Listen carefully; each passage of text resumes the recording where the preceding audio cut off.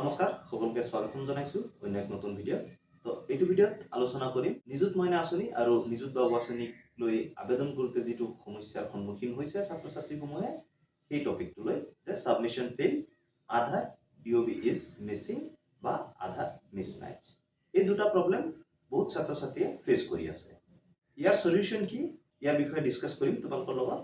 কিন্তু তাৰ আগতে কৈ দিওঁ যিসমূহ ছাত্ৰ ছাত্ৰীয়ে এতিয়ালৈকে অনলাইনত আবেদন কৰা নাই বা দোকানৰ আশাত বহি আছা তেনে ক্ষেত্ৰত তোমালোকক কৈ দিওঁ যে মই ইউটিউব ভিডিঅ' দিছোঁ, ষ্টেপ বাই ষ্টেপ ফলো কৰি তোমালোকে আবেদন কৰিব পাৰিবা। এই ভিডিঅ'টোত মই ডিটেইলছকে তোমালোকক বুজাই দিছোঁ যে কেনেকৈ তোমালোকে আবেদন কৰিব পাৰিবা। যদি তোমালোকৰ কিবা ডাউট আছে মনত বা তোমালোকৰ কিবা কোৱেৰি আছে তেনে ক্ষেত্ৰত তোমালোকে আমাক কমেন্ট সেকশনত কৈ দিবা।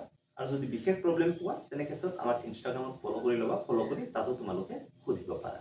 তো এতিয়া কওঁ যে যিসমূহ ছাত্ৰ ছাত্ৰীয়ে অনলাইন কৰোঁতে সাবমিশন ফেইল পাইছে, যদি তোমালোকৰ আধাৰ ডিঅবি মিসম্যাচ বুলি দেখুৱাইছে তেনে ক্ষেত্ৰত তোমালোকক কৈ দিওঁ যে তোমালোকৰ সমৰ্থ পৰ্টেলত যিটো ডেট অফ বাৰ্থ আছে সেই ডেট অফ বাৰ্থটো আৰু তোমালোকৰ আধাৰ কাৰ্ডত যিটো ডেট অফ বাৰ্থ আছে সেই দুটা মিল নাই।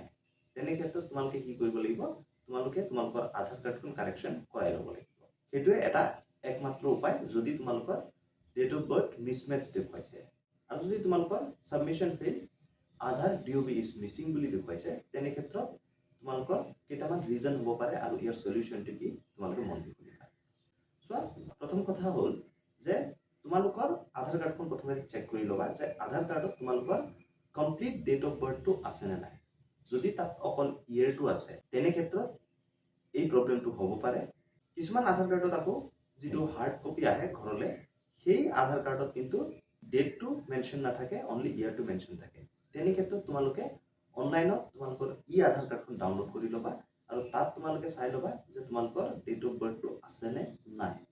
যদি তাতো তোমালোকৰ ডেট অফ বাৰ্থটো নাই কমপ্লিটলি, অৰ্থাৎ অকল তোমালোকৰ ইয়েৰটো আছে, তেনে ক্ষেত্ৰত সমস্যাটো হৈ গ'ল যে তোমালোকৰ যি ডেট অফ বাৰ্থ হয় সেইটো কমপ্লিট নাই, তাত অনলি ইয়েৰটো আছে।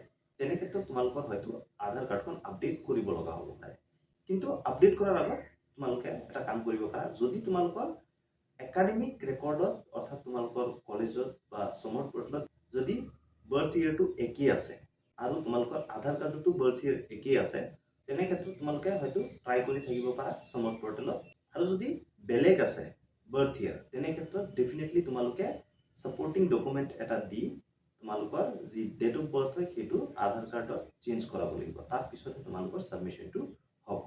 আৰু যদি গোটেইখিনি ডিটেইলছ ঠিকে আছে তেনে ক্ষেত্ৰত তোমালোকে অনলাইনত ট্ৰাই কৰি থাকা। এইটো এটা টেকনিক্যাল ফেইলিয়াৰ হয়, তো খুব সোনকালে হয়তো এইটো ঠিক হৈ যাব বা ৰেক্টিফাই কৰি দিব।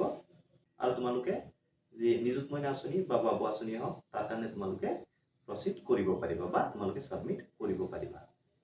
ইয়াত আৰু এটা ৰিজন যিটো হ'ল যে তোমালোকে যেতিয়া আধাৰ কাৰ্ডখন বনাইছিলা তেতিয়া ফৰ্মখনত তোমালোকে ডেট অফ বাৰ্থটো দিয়াত দুটা অপশ্যন পাইছিলা, এটা হ'ল ভেৰিফাইড আৰু এটা হ'ল ডিক্লেয়াৰ্ড।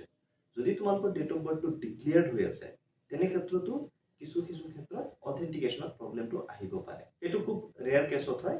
ইয়াৰ কাৰণে হয়তো তোমালোকৰ একো কৰিব নালাগে। তোমালোকৰ যদি ডেট অফ বাৰ্থ ঠিকেই আছে গোটেইখিনি তেনে ক্ষেত্ৰত তোমালোকে সাবমিশনৰ ট্ৰাই কৰি থাকা। ডেফিনেটলি তোমালোকৰ যে সাবমিশন হয় সেইটো হৈ যাব। আৰু যদি অনলি বাৰ্থ ইয়েৰটো আছে আৰু যদি বেলেগ বেলেগ হয় তেনে ক্ষেত্ৰত তোমালোকে আধাৰ কাৰ্ডখন আপডেট কৰাই ল'ব লাগিব। তাৰ পিছতহে তোমালোকে তোমালোকৰ যি ফৰ্ম হয় সেইটো সাবমিট কৰিব পাৰিবা। যিকোনো আধাৰ চেণ্টাৰত যাবা, উপযুক্ত ডকুমেণ্টছ লৈ যাবা ডেট অফ বাৰ্থ, আৰু সিহঁতে তোমালোকক কাৰেক্ট কৰাই দিব। আৰু সেম টাইমতে যদি তোমালোকৰ মোবাইল নাম্বাৰটো আধাৰ কাৰ্ডৰ লগত লিংক নাই তেনে ক্ষেত্ৰত সেইটো তোমালোকে কৰাই ল'বা। ইয়াৰ উপৰিও যদি তোমালোকে কিবা প্ৰবলেম পাইছা আমাক কমেণ্ট সেকশ্যনত জনাই দিবা। ডেফিনেটলি আমি ট্ৰাই কৰিম নেক্সট ভিডিঅ'ত সেই টপিকটো কভাৰ কৰিবলৈ।